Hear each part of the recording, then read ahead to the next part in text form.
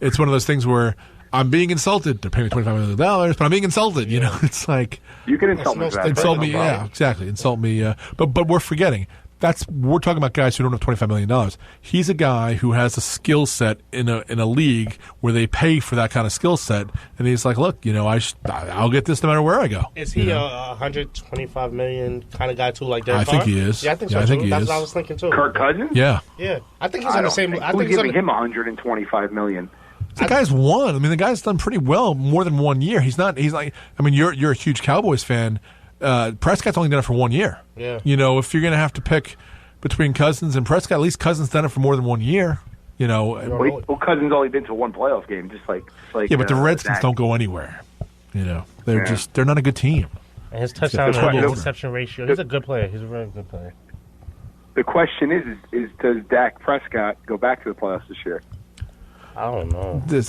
Unless the Giants get the Brandon Marshall curse, then that's the only way I can see them. Are the Giants better than the Cowboys this year? Well, Eli, on paper. On paper they are. On paper they are. Question is, are the Giants better than the Cowboys this year? It's amazing. The Cowboys just don't get any credit. They went 13-3 last year. Yeah, they lost the heartbreaker to Aaron Rodgers.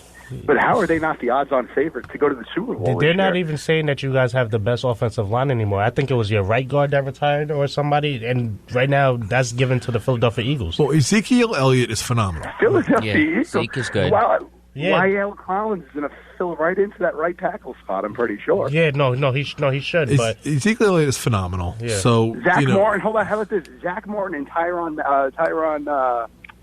Tyron Smith are the two best offensive linemen in the league.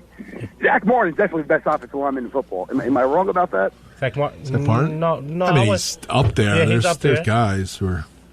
The Browns tackle the only good player. Thomas. Jake Thomas. He's pretty good too.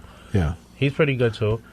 I mean, I don't. It's some of it. You know, Prescott is good enough that it forced Romo into retirement, right? Yeah. So that's what it comes down to. That it depends on how you feel about Prescott. Do you think he's the real deal? Or do you not think?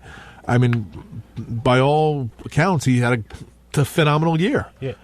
So basically, the Giants had a top 10 defense, and their offense was okay. But this is what you keep the Giants' defense, say they're top 10 again, which they should be, and then you basically just trading out Victor Cruz for Brandon Marshall, which is a big upgrade. Yeah. So you know what I mean? And the Giants made it to the playoffs. So it's I'm not saying Brandon Marshall was what's going to make them better than you guys, but I just think as an overall team, defensively and offensively, they're a better team. Altogether, you guys are a good offensive team, but your defense is horrible. But it's your offense that keeps your defense off the field. Now the Cowboys are going to have a first place schedule, but what's really the who's tough that they're looking at this year? They do have a tough schedule. They play Atlanta, they play Green Bay, so they have. Yeah. I think both. I think they might play New England. That's tough. Atlanta, Green Bay, New England. Yeah, that's tough. Going to be tough. I think they might even play the Raiders too. You know, they play the Raiders on Sunday night. I know the Giants too. Yeah, I know the Giants too. That's a tough schedule.